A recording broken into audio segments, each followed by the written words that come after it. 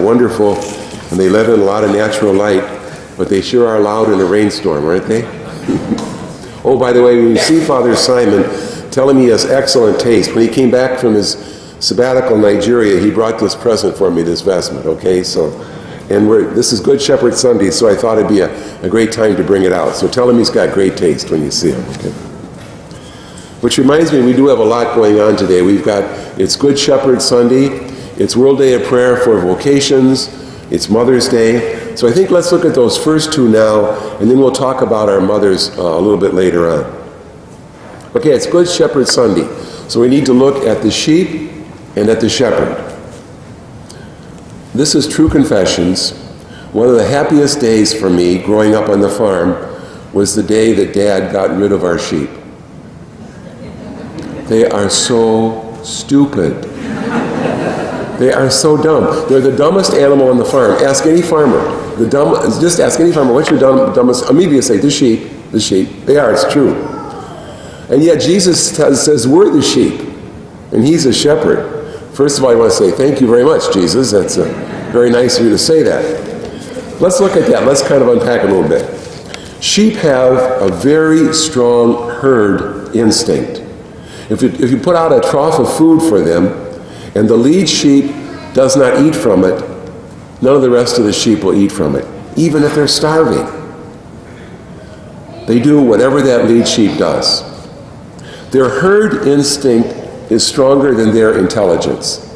Let me say that. Their herd instinct is stronger than their intelligence. Sound familiar? Could be us, right? It's the approach of whatever the rest of the crowd is doing, I'm going to do it. No matter what it is, no matter how stupid it is, I'm going to go with the flow. Another sheep example. A neighbor of ours had pregnant ewes. We never had ewes that gave birth. And told us that if one of them went into labor, she immediately sat down. The problem was if she was facing downhill, he had some pretty good hills on his farm, she would stay in that downhill direction and fight against gravity to push the lamb up out of her womb. The lamb had to go up the hill and out. If no one helped her, she would die in that position rather than just turn around and face up the hill so gravity could help her. Are you convinced the sheep are dumb by now? Huh? It's true. We can be that stubborn too, can't we? Determined to conquer whatever it is we're going through all by ourselves. I can do this. Hopefully, at one point, we'll stop and look at our shepherd Jesus and say, okay, I can't do this, Lord. Help me out here. We'll turn around and face up the hill. We'll let not gravity, but his grace help us out. On our farm, our sheep were fenced in a pasture. Often one of the sheep would go after a little green grass just on the other side of the fence. He'd stick his face through the woven wire fence. It wasn't barbed wire, it wasn't sharp, it was woven wire. And it was a pretty generous square like this. He'd stick his face through trying to get at the grass. And he wouldn't get stuck, but he would just keep trying to go forward. The logical thing is, my neck is not encumbered, I'll just back out. No, he wouldn't do that. He would just keep pushing and pushing, trying to get that grass and not even backing up to get out of his predicament. I got to thinking how sometimes we can get hooked on a sinful habit. Rather than just quitting it, we keep going back again and again for a joy that it can never give us in the first place. So I think maybe St. Peter's observation in our second reading today is right on after all, where he says, you had all gone astray like sheep. Yeah, we have. It's true. But hopefully the second part of that sentence describes us as well, where he says, but now you have returned to the shepherd, the guardian of your souls. Let's look at that shepherd. First of all, back to the farm. In our gospel today, I don't know if you noticed, there's two different types of sheepfolds. Everybody put your farmer hat on for a minute, okay? The first one was the common village pen. Everybody's sheep were in there together. There could be 600,000, 800,000 sheep in there in this pen. In the early morning, The shepherd would come to the pen and call his sheep, and 150 of them that belonged to him would get up and follow him out the gate. The other 700 would just stay right where they were. Not their shepherd. Didn't recognize his voice. And they'd follow him, and he would lead them. Unlike cattle, where you stand behind cattle and drive them, sheep, you lead them. And they follow after you because they know you're going to take them out to pasture. The other type of pen is called a field pen. This is out in the field. It could be miles away from any town or village. Usually it was surrounded by a wall of stones about 4 feet high, like that, with an opening in it. There was no gate. So the shepherd slept across that opening so that no sheep would get out, so that no wolves or other wild animals could get in without going over his body. Jesus is telling us that he and the sheep, that's each one of us, are one. He knows us personally. He said the shepherd calls them by name. He calls us by name. We're his sheep. Like a shepherd, he's with us 24/7, year-round, loving us. And so he knows which one of us is discouraged, or which one of us is carrying a heavy cross right now, or which has a weak faith, which is prone to stray from the flock. And he's there to help us. In a way, the whole message of this beautiful gospel is, trust me, just trust me. Jesus is saying, I'm there for you. I'm right with you all the time.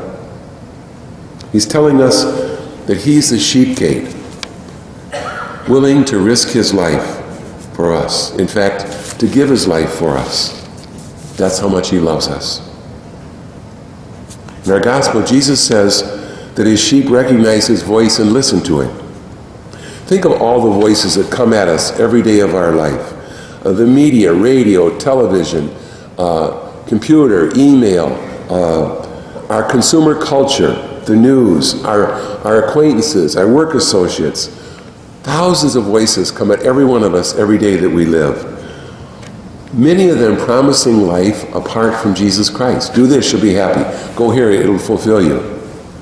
The great news is, you and I are hardwired to recognize the voice of Christ, of our shepherd. We call that hardwiring our conscience. And we've all got one. Yes, we can dull our conscience if we do the same wrong thing over and over, but we never can kill our conscience. All of us have a conscience.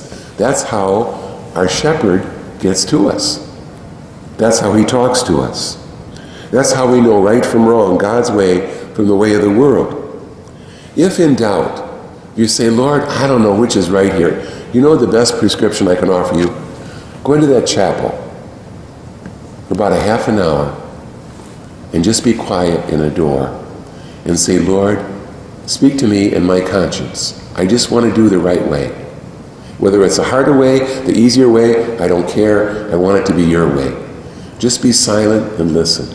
I bet you don't need a half hour.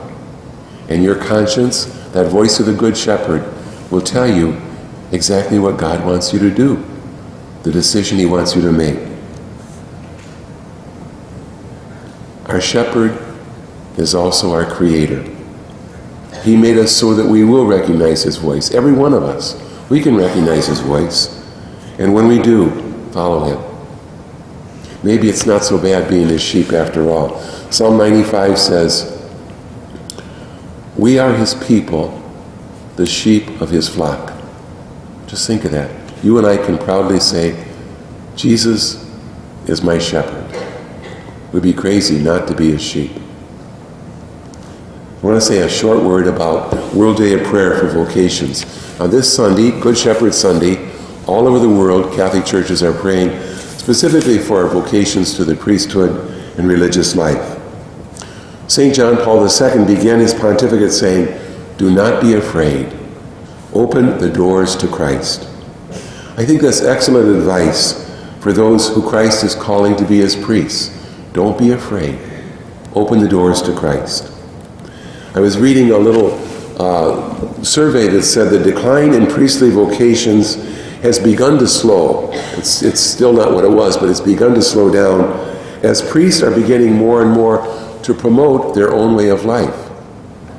And I thought, yeah, I should do a better job of that, promoting my own way of life. It's a life of incredible joy. This Saturday will be my 45th anniversary of priesthood. So I was ordained 1969. So the crazy 60s, the fuzzy 70s, the wild 80s, you know, I've seen it all, really. I've seen it all. And sure, there's some struggles, and no life is perfect. There's some difficult times, but I can tell you, over those 45 years, and you got to admit, those are pretty eventful 45 years in the history of our land. It's all been joy. Even the tough times, I always knew Jesus was right there with me. I'm also reading studies that say more and more it's showing up when a young man says to his mom and dad, I'm thinking about being a priest. More and more studies are showing parents say, don't you dare. I don't want you to be a priest. And actually fight it. Which, when you think of it, it's kind of scary. I mean, if God's calling your son to be a priest, I don't think you want to be taking on the will of God. And I would just say, from a personal note, if you are called to be a priest, it's a life of amazing fulfillment, meaning, joy. I can't imagine a greater life to live.